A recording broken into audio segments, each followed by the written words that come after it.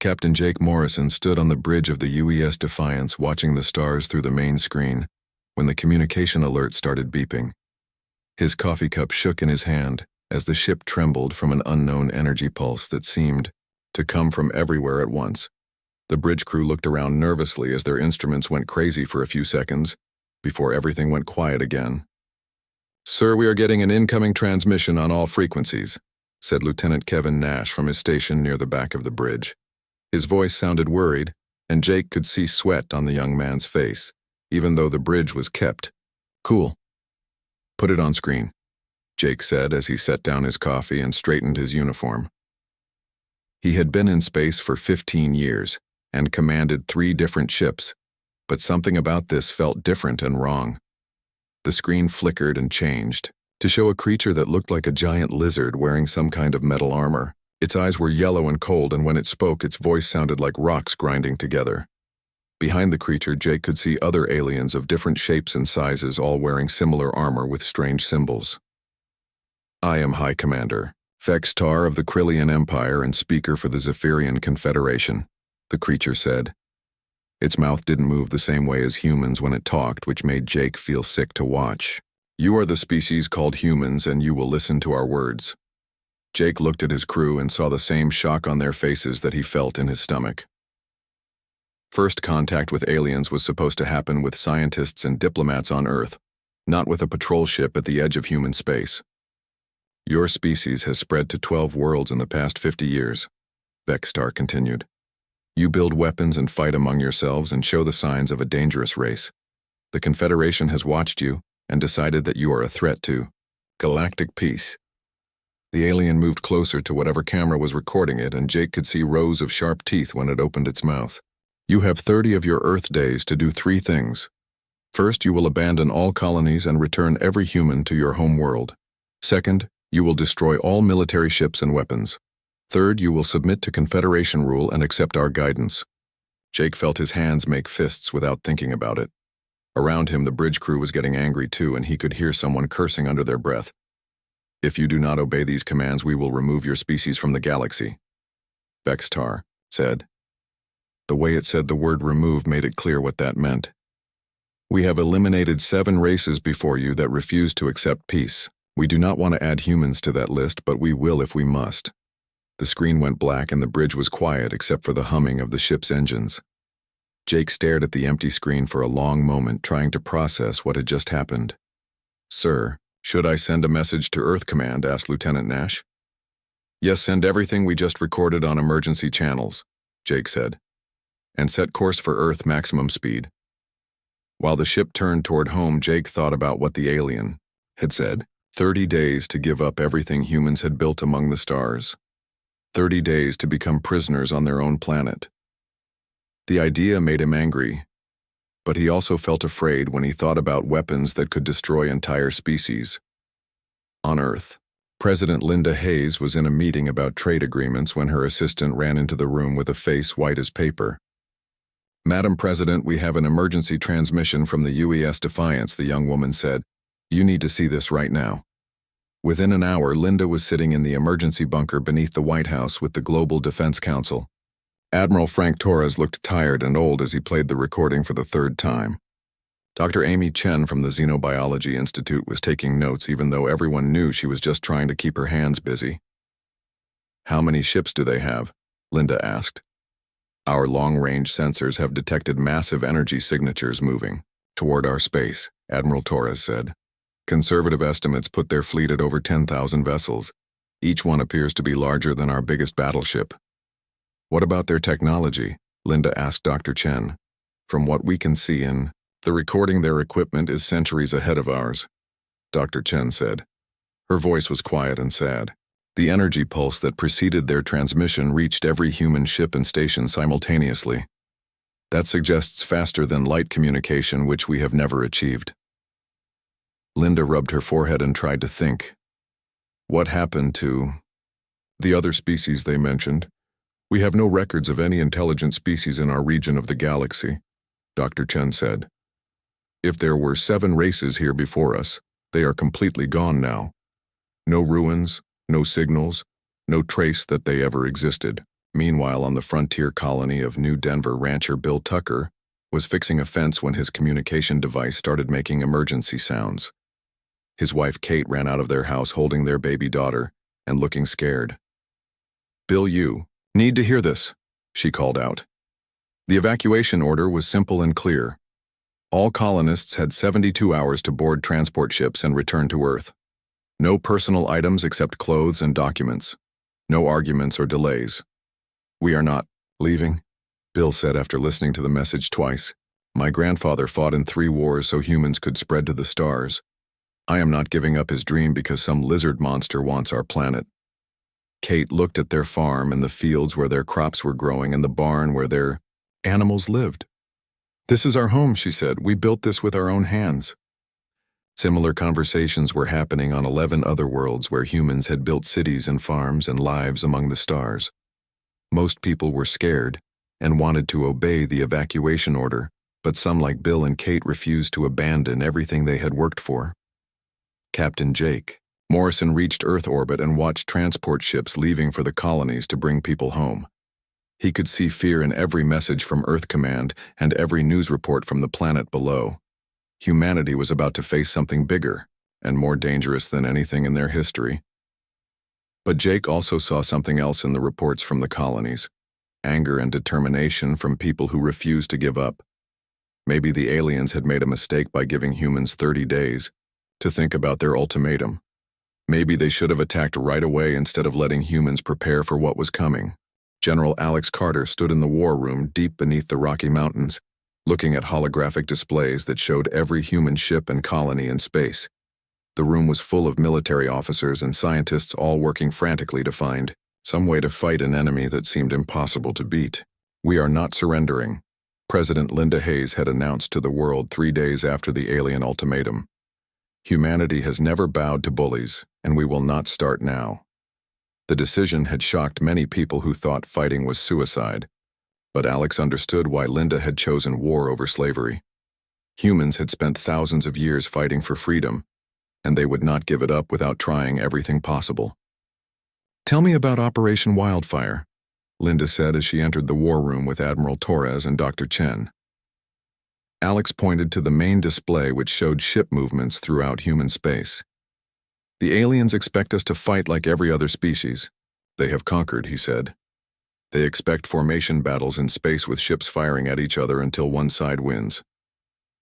But we are not going to do that," said Dr. Sam Rodriguez, who had arrived from his secret laboratory that morning. Sam was a thin man with wild hair who looked like he had not slept in weeks. "We are going to fight like humans." Sam activated a new display that showed weapon designs unlike anything in the human military. "Every other species the aliens conquered followed rules of war," he said. "They fought with honor and tried to minimize casualties. They surrendered when defeat was certain to save lives. Humans do not fight that way," Alex said. "When we are cornered, we become the most dangerous creatures in the galaxy." The plan they explained was insane and desperate and completely human. Instead of building more battleships to fight the alien fleet, humans were turning everything into weapons. Cargo ships became massive bombs. Mining equipment became artillery. Even passenger liners were being fitted with missile launchers disguised as communication arrays. Captain Lisa Parker listened to the briefing from her ship, the UES Shadow, which was hidden in an asteroid field near the edge of human space. Her mission was to sneak into alien territory and learn everything possible about their forces and technology. "The stealth systems are working perfectly," reported her chief engineer, Danny Brooks. "Their sensors cannot detect us as long as we stay near these rocks." Lisa had volunteered for the mission even though everyone knew it was probably suicide. Her ship was fast and small and equipped with the best hiding technology humans had ever built, but it was still just one ship going against an entire alien empire. What she found when she reached alien space shocked her. The Confederation fleet was massive beyond imagination, with ships the size of cities floating in perfect formations. But something about them seemed wrong to Lisa, who had spent her whole life around military vessels. "They are too clean," she told Danny as they watched from a safe distance. "Look at those ships. No battle damage, no modifications, no signs that they have ever been in a real fight." Danny studied the alien vessels through their telescopes and saw what Lisa meant. The ships all looked exactly the same, as if they had been built yesterday and never used for anything dangerous. Maybe they have not had to fight for a long time, Danny said. If every species surrenders after seeing their fleet, they might not have real combat experience. Lisa made a decision that would change everything. Instead of just watching, she ordered Danny to get closer and scan the alien ships with every sensor they had. What they discovered was that the aliens relied completely on automated systems and computer programs to run their weapons and defenses. Back on Earth, engineer Danny Brooks was working 18-hour days in the shipyards converting civilian vessels into warships. His team had modified over 3,000 ships in just 2 weeks, turning cargo haulers into missile platforms and passenger shuttles into suicide bombers. The aliens will expect to see military ships with military tactics, Danny explained to his workers. They will not know what to do when a food transport ship suddenly explodes next to their command vessel. The key to human survival was unpredictability. While aliens fought with logic and established patterns, humans were planning to fight with chaos and desperation. Every human ship would be different and dangerous in its own way. Lieutenant Commander Ryan Bell was training civilian colonists in guerrilla warfare on the mining world of New Pittsburgh. The colonists had refused evacuation orders and demanded weapons to defend their homes. "Forget everything you know about fair fighting," Ryan told a group of miners and farmers who had volunteered to fight. "The aliens are bigger and stronger and have better weapons, but they do not know how to fight dirty." Ryan taught them how to use mining charges as bombs and how to turn construction equipment into weapons. He showed them how to hide in tunnels and attack from ambush before disappearing again. Most importantly, he taught them that every alien death would make the rest more afraid. "They have conquered species that fought with honor," Ryan said. "They have never fought humans who will use any trick and any weapon to win." Meanwhile, Dr. Amy Chen was studying the alien transmission and making discoveries that gave humanity hope. The aliens had made mistakes in their message that revealed important information about their biology and psychology. "They think in terms of hierarchy and control," Amy explained to the Defense Council. "Every species they have conquered probably surrendered when their leaders were defeated. They do not understand that humans can fight without central command." Amy had also discovered something fascinating about alien technology. Their faster-than-light communication system used quantum entanglement, which could be disrupted by certain types of electromagnetic interference. Lieutenant Tech Specialist Kevin Nash was working with Amy to build devices that could jam alien communications.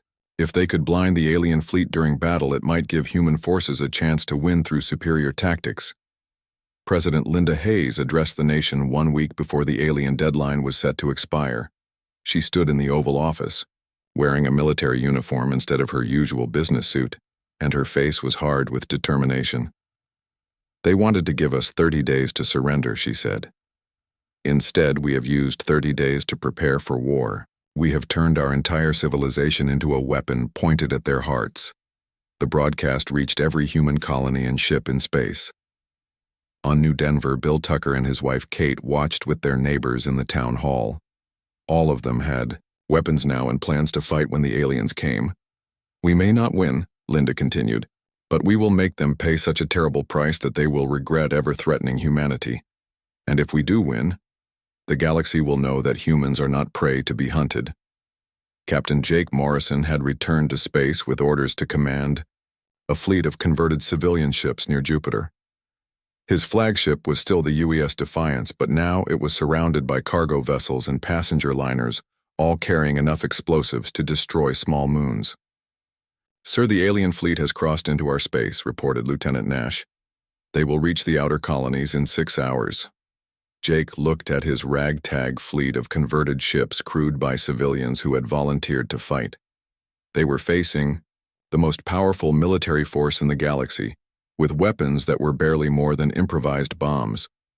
But Jake was not afraid anymore. The aliens had given humans time to prepare, and humans had used that time to become something the galaxy had never seen before. An entire species willing to die fighting rather than live as slaves. The war was about to begin.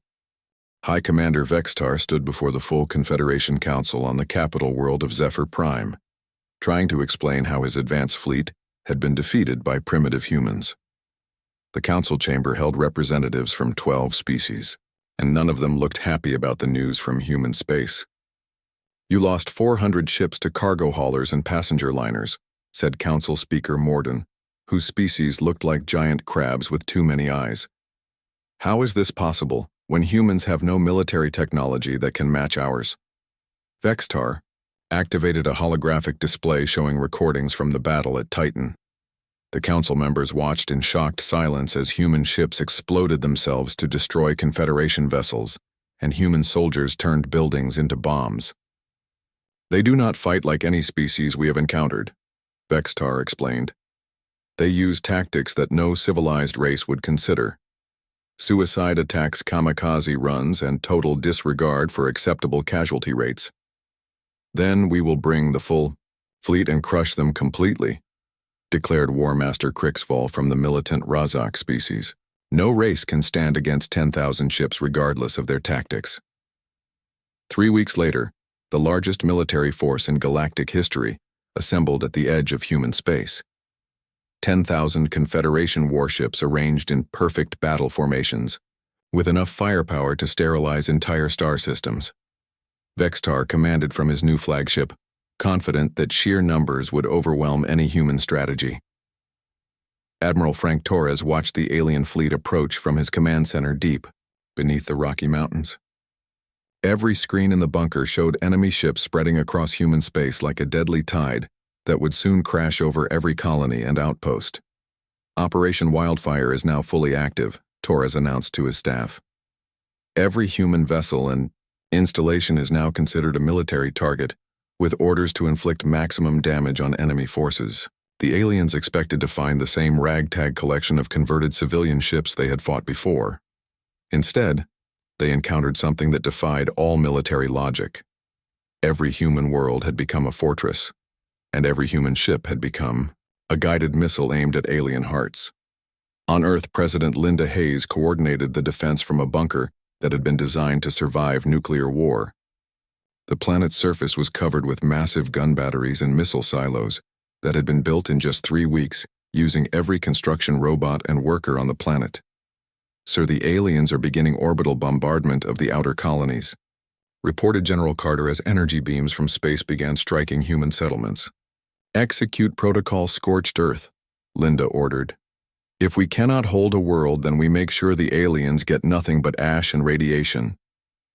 Throughout human space, colonists who could not escape activated nuclear self-destruct devices that had been hidden in every major city and industrial complex. The aliens found themselves conquering dead worlds that had been deliberately poisoned by their own inhabitants. On New Denver, Bill Tucker and his wife Kate led a group of farmers and miners in a guerrilla war against alien occupation forces. They lived in underground tunnels and emerged only to attack enemy patrols before disappearing again into the maze of caves beneath their world. "They cannot control what they cannot find," Kate said, as she prepared explosive charges made from mining equipment. "We will make them afraid to leave their ships." The aliens had never faced an enemy that continued fighting after their military was defeated. Every species they had conquered surrendered when their government fell, and their fleet was destroyed. Humans kept fighting even when they had no hope of victory. Captain Lisa Parker now commanded the captured alien vessel she had renamed UES Retribution. Her crew had spent weeks learning how to operate Confederation technology and had made improvements that the original designers never imagined. "Their weapons are more powerful than ours, but their computer systems are incredibly naive," reported Danny Brooks, who had become the ship's chief engineer.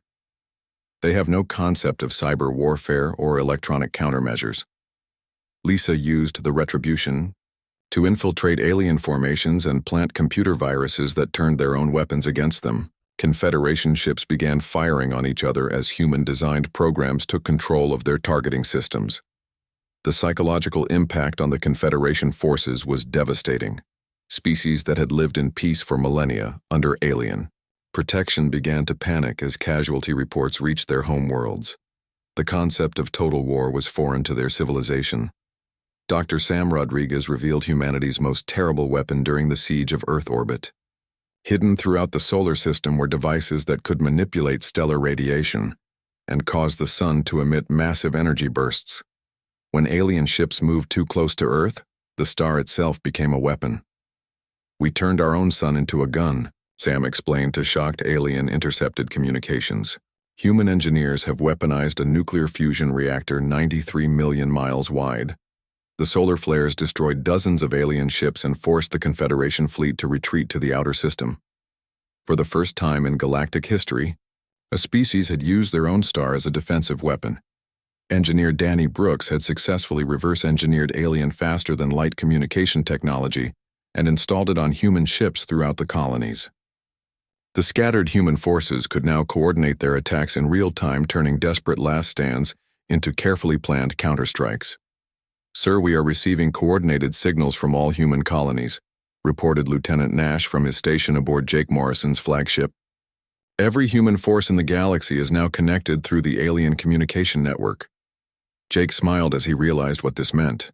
The aliens had inadvertently given humans the one thing they needed most: the ability to fight as a unified species instead of isolated colonies. The turning point came when human forces launched Operation Nemesis. Instead of defending their worlds, humans began attacking alien supply lines and communication relays. Every Confederation ship that ventured too far from the main fleet disappeared without sending a distress signal. High Commander Vextar found his massive fleet slowly being picked apart by an enemy that refused to fight fair. Human forces would attack in small groups before vanishing again, leaving behind only wreckage and radiation. "They are like parasites," Vextar complained to his staff. "We cannot fight an enemy that will not stand and battle us directly." But humans had no intention of fighting fairly. They attacked alien ships with converted asteroids, accelerated to near light speed. They poisoned alien water supplies with biological weapons. They even used captured alien soldiers as living bombs by implanting them with explosive devices. The Confederation forces began requesting reassignment away from human space. Several alien species threatened to withdraw from the war entirely if casualties continued mounting. The concept of acceptable losses did not exist in human military thinking. President Linda Hayes received reports that human forces were now operating behind alien lines, attacking Confederation worlds that had never been threatened before. Captain Helen Ford's daughter Rachel had taken command of a fleet of captured alien ships and was systematically destroying enemy supply bases. "We are no longer just defending ourselves," Linda announced to the Global Defense Council. "We are taking this war to every alien world that supported the attack on humanity." The aliens discovered that humans had no concept of proportional response. When the Confederation attacked 12 human colonies, humans retaliated against 40 alien worlds. When aliens killed 1 million humans in orbital bombardments, human forces responded by sterilizing entire alien star systems. Admiral Torres stood before a display showing the current state of the war and saw something that would have been impossible just months before. Human ships outnumbered Confederation vessels in several sectors as captured alien technology was turned against its creators. "Sir, the aliens are requesting a ceasefire," reported one of his staff officers. Torres smiled as he thought about all the human worlds that had been attacked and all the people who had died defending their homes. "Tell them we will discuss terms after they surrender unconditionally." The Confederation had made a fatal error when they underestimated humanity. They expected to face another civilized species that would fight with honor and surrender when defeat became inevitable. Instead, they found humans who fought like cornered animals with nothing to lose. The war was far from over, but for the first time since the fighting began, humans were winning. They had turned their entire civilization into a weapon and pointed it at the hearts of their enemies. The galaxy was about to learn what happened when you threatened a species that valued freedom more than life itself. Admiral Jake Morrison stood on the bridge of his flagship watching as the last Confederation stronghold in human space burned in the distance. The alien fortress had taken 3 days to capture and had cost humanity 2,000 ships, but the victory marked the beginning of something the galaxy had never seen before. Human forces were no longer defending their territory. They were hunting down every alien ship and base they could find with the goal of complete extermination. General Alex Carter had renamed their strategy Operation Nemesis, and the name fit perfectly. "Sir, we have reports from Commander Rachel Ford," said Lieutenant Kevin Nash from his communication station. "Her fleet has successfully destroyed the alien supply depot at Proxima 7. No survivors." Jake nodded as he marked another alien position eliminated on his tactical display. Rachel had proven to be even more ruthless than her mother Helen, who had died in the early days of the war. The young commander led a fleet of captured alien ships operated by human crews who showed no mercy to their former enemies. The psychological impact on the Confederation was catastrophic. Species that had dominated the galaxy for thousands of years were now fleeing their own territory, as human forces systematically eliminated everything in their path. High Commander Vextar received another report of human atrocities from his communications officer and felt something his species had not experienced in millennia: true fear. The humans were not just winning battles, they were erasing entire alien civilizations from existence. "The Krillian colony at Beta Centauri has gone silent," his aide reported with a trembling voice. "Long-range sensors show no life signs on any of the 3 inhabited worlds." Vextar closed his eyes and tried to understand how this had happened. 6 months ago, the Confederation had been the supreme power in the galaxy with technology and numbers that should have made them invincible. Now they were being hunted to extinction by creatures they had considered primitive animals. "Prepare a transmission to the human leadership," Vexitar ordered. "We will offer them membership in the Confederation as equal partners. Perhaps we can negotiate an end to this slaughter." The transmission reached Admiral Torres on Earth, but the response was swift and final. President Linda Hayes appeared on screen wearing a military uniform stained with ash from the battles raging across human space. "High Commander Vexitar," Linda said with a voice like ice. "You offered us 30 days to surrender everything we had built. Now we offer you the same choice. Surrender unconditionally, or face complete extinction." "You cannot be serious." Vexitar replied, "We are offering you equality in the galactic community. Your species could have a voice in governing hundreds of worlds." Linda smiled, and the expression made Vexitar feel cold. "We already have a voice in galactic affairs.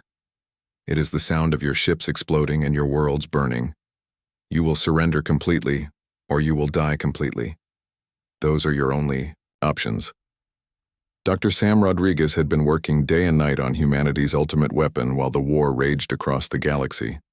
Deep beneath the mountains of Colorado, he had built a device that could cause stars to collapse into black holes or explode as supernovas.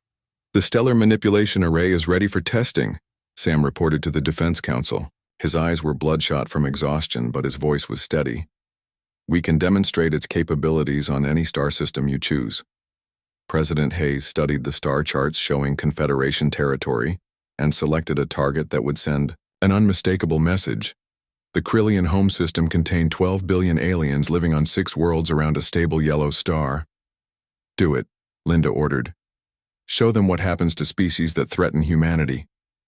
The weapon fired across interstellar space using principles that human science had developed in just 6 months of desperate research. The Krillian sun received a burst of exotic radiation that destabilized its nuclear fusion process and caused the star to begin collapsing on itself. Vextar watched in horror as his home star system died in front of his eyes.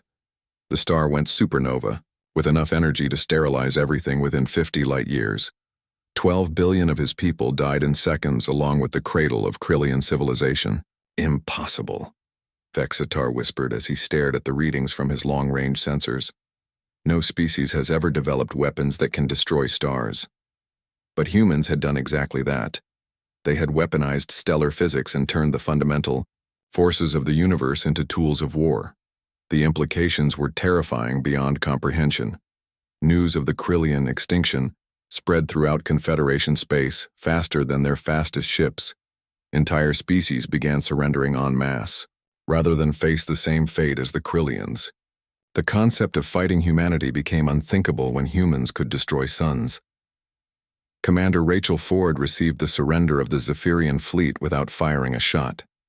The aliens who had started the war now begged for mercy from creatures they had planned to exterminate. "Please," the alien admiral transmitted. "We yield completely. We will accept any terms you offer. Just do not destroy our worlds." Rachel looked at the alien ship surrendering around her and felt no satisfaction.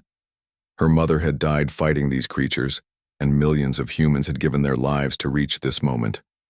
Mercy was not something humans were prepared to offer. "You came to our space with the intention of wiping out our entire species," Rachel replied. "You will receive exactly the mercy you planned to show us." The alien ships exploded one by one as human forces carried out the final phase of Operation Nemesis. Complete and total extermination of every species that had supported the attack on humanity. Captain Lisa Parker led human forces in the systematic destruction of the Confederation capital world. The planet that had governed the galaxy for 3,000 years burned as human soldiers eliminated every trace of alien civilization. "Sir, we have secured the planetary archives," reported Danny Brooks, who had become an expert at operating alien technology. "We now have the location of every Confederation world and outpost in the galaxy." Lisa smiled as she thought about what this meant. Humanity now possessed a complete map of their enemies and the technology to reach any target they chose. The hunt could continue until every alien that had threatened Earth was dead. President Linda Hayes addressed the galaxy from the ruins of the Confederation capital. Behind her, human soldiers could be seen raising Earth's flag over the rubble of alien government buildings. "To any species listening to this transmission," Linda announced, "the Zephyrian Confederation no longer exists. Their fleets are destroyed, and their worlds are silent. This is what happens when you threaten humanity." The broadcast reached hundreds of alien worlds where survivors huddled in fear waiting for human ships to arrive. Some species had already begun evacuating their home systems, hoping to escape to unexplored regions of the galaxy. "We did not start this war," Linda continued, "but we will finish it. Every species that supported the attack on human colonies will face the same fate as the Krillians. This is not negotiable." The galaxy had been fundamentally changed by 6 months of war with humanity. The species that had dominated space for millennia were extinct or fleeing. Ancient civilizations that had lasted for thousands of years were now nothing but radioactive debris floating in space.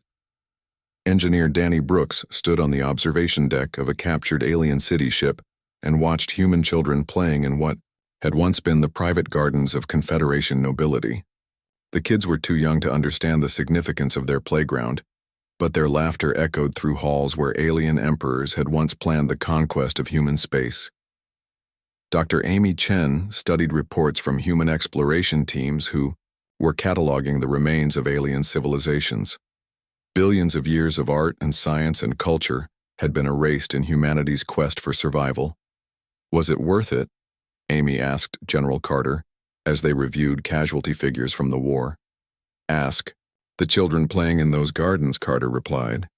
"Ask them if they would rather be slaves to alien masters or free humans in a galaxy that belongs to them." The final battle of the war took place at the edge of known space where the last Confederation fleet had gathered for a desperate final stand. Admiral Jake Morrison led 10,000 human ships against 800 alien vessels in a battle that lasted 3 hours. When it was over, no alien ships remained intact. The Zephyrian Confederation had been completely eliminated as a military and political force. Humanity stood alone as the dominant species in a galaxy littered with the bones of their enemies. President Linda Hayes issued the final proclamation of the war from Earth, where massive parades celebrated humanity's total victory. Children who had hidden in bunkers during alien bombardments now danced in streets decorated with captured alien technology. "Today, the war ends," Linda announced to the crowds. "Not with negotiation or compromise, but with complete and total victory. The galaxy now belongs to humanity, and we will ensure that no alien species ever threatens our children again." The epilogue of human expansion was written in the years that followed as Earth ships spread to every corner of the galaxy. Where alien cities had once stood, human colonies rose from the ashes. Where alien fleets had patrolled human vessels now kept the peace. Young human children grew up playing with toys made from alien technology in parks built on the graves of extinct civilizations. Battlemaster Crixton commanded the advance fleet of the Zephyrian Confederation as it approached the Titan shipyards near Saturn. His flagship was 3 kilometers long and carried enough firepower to destroy entire planets. But Crixton expected this battle to be quick and easy like all the others. The human ships waiting for them looked pathetic compared to Confederation vessels. Most were small cargo haulers and civilian transports that had been hastily fitted with weapons. Crixton counted less than 200 ships against his force of 800 warships. Begin standard bombardment pattern, Crixton ordered his weapons officer. Target their largest vessels first and demand surrender after we destroy half their fleet. The first Confederation energy beams struck human ships and several exploded immediately. But something strange happened that Crixton had never seen before. Instead of retreating or requesting terms for surrender, the human ships charged directly at his fleet. Captain Jake Morrison watched from the bridge of the UES Defiance as alien weapons tore through his makeshift fleet. The converted cargo ship UES Liberty took a direct hit and broke apart, but its crew had already armed the massive explosive charge hidden in its cargo bay. All ships execute Plan Chaos, Jake broadcast on all frequencies. Around him, his bridge, crew worked frantically to coordinate the most desperate battle plan in human history. The UES Liberty drifted toward the alien flagship, looking like nothing more than wreckage. Crixton paid no attention to the destroyed ship as his gunners targeted other human vessels. That was his first fatal mistake. When the Liberty exploded, it released the energy equivalent of a nuclear weapon directly against the alien flagship's hull. The blast tore through their shields and armor like paper and sent the massive ship tumbling out of control. Impossible, Crixton said as damage reports flooded his command center. No species has ever used suicide attacks against us. But the humans were just getting started. The converted passenger liner UES New Hope accelerated to ramming speed toward a cluster of alien destroyers. Its captain had evacuated the crew to escape pods, but stayed behind to steer the ship manually into the enemy formation. The impact destroyed 4 alien ships and damaged 6 others. For the first time in 3,000 years, Confederation forces were taking heavy casualties in a space battle. On Mars, Colonel Sarah Wade watched alien landing craft descend toward the mining colony of Red Rock City. Her defenders were a mix of regular soldiers and civilian volunteers armed with military weapons and mining equipment. "Let them land," Sarah ordered as her forces hid in prepared positions throughout the mining complex. "We want them to think they have won before we show them what humans do to invaders." The alien troops that emerged from the landing craft were tall, insect-like creatures wearing advanced armor and carrying energy weapons. They moved in perfect formation, sweeping through the apparently abandoned buildings of Red Rock City. Sarah waited until half the alien force was inside the mining complex before triggering the trap. Explosions erupted throughout the facility, as mining charges hidden in walls and ceilings detonated simultaneously. The blast brought down entire buildings on the alien troops while human defenders attacked from tunnels and concealed positions. The aliens had never fought an enemy that turned their own territory into a weapon. Every building was a potential bomb, and every tunnel could hide human fighters who appeared without warning to attack before vanishing again. Dr. Amy Chen watched the battle reports from her laboratory on Earth and saw patterns that excited her. The alien communications were becoming confused and disorganized as human attacks disrupted their coordination. "Their command structure cannot adapt to chaos," Amy told General Carter over a secure communication link. "They expect battles to follow, logical patterns, and when we break those patterns, they do not know how to respond." Lieutenant Tech Specialist Kevin Nash had successfully deployed his communication jamming devices throughout the battle zone. The alien fleet was slowly losing the ability to coordinate their attacks as human technology interfered with their quantum communication systems. Back in space, Captain Lisa Parker had stolen an alien shuttle during the confusion of battle and was now flying a captured Confederation vessel. Her engineering team, led by Danny Brooks, had quickly figured out how to operate the alien technology. "Their computers are incredibly advanced, but they have no security against internal threats," Danny reported as he worked on the alien control systems. "They never expected someone to steal one of their ships." Lisa used the captured shuttle to Get close to alien vessels and plant explosive charges on their hulls. The aliens could not tell the difference between their own ship and the captured shuttle until it was too late. The most shocking moment of the battle came when the human colony ship UES New Hope revealed its true nature. What appeared to be a civilian evacuation vessel was actually a massive weapons platform disguised as a refugee transport. Captain Helen Ford had volunteered her ship and crew for the most dangerous mission in the battle. The New Hope carried no colonists or supplies, but instead held the largest collection of nuclear weapons ever assembled on a single vessel. For humanity, Helen broadcast as she steered her ship toward the alien command vessel. The New Hope's hull split open like a flower, revealing dozens of missile launchers that fired simultaneously at point-blank range. The alien command ship tried to raise shields, but it was too late. Nuclear warheads designed to destroy asteroids struck the vessel from every direction, and the explosion could be seen from Earth. Helen Ford and her crew died in the blast, but they took 3,000 alien warriors with them. High Commander Vextar received reports of the battle from his command ship far from the fighting, and could not believe what he was hearing. Humans were using tactics that violated every accepted rule of warfare in the galaxy. They are fighting like animals, Vextar told his staff officers. No civilized species would sacrifice entire ships to destroy single enemy vessels, but the humans were winning through their animal tactics. The Confederation advance fleet was in full retreat after losing over half its ships to enemy forces that should have been easily defeated. Worse, the human attacks had been completely unpredictable, making it impossible to develop counter-strategies. On the surface of Mars, Sarah Wade led her surviving defenders in a final assault against the remaining alien troops. The insect warriors were trying to retreat to their landing craft, but humans emerged from every tunnel and building to block their escape. No prisoners, Sarah ordered, as her forces surrounded the aliens. They came here to wipe out our species, so we show them the same mercy they plan to show us.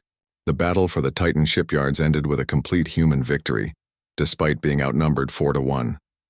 Jake Morrison stood on his damaged bridge and watched alien ships fleeing toward deep space, while human forces regrouped among the wreckage.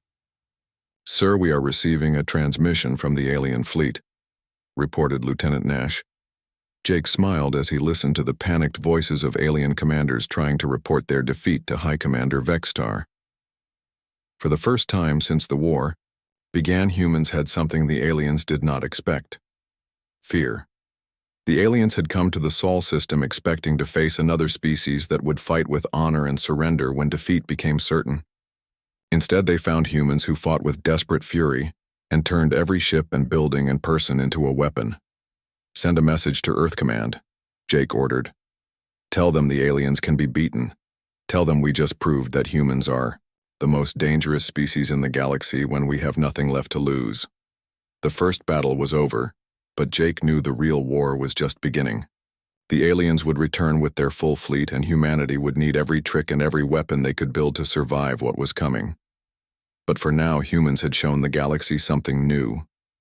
A species that would rather die fighting than live as slaves, and that was willing to sacrifice anything to protect their freedom.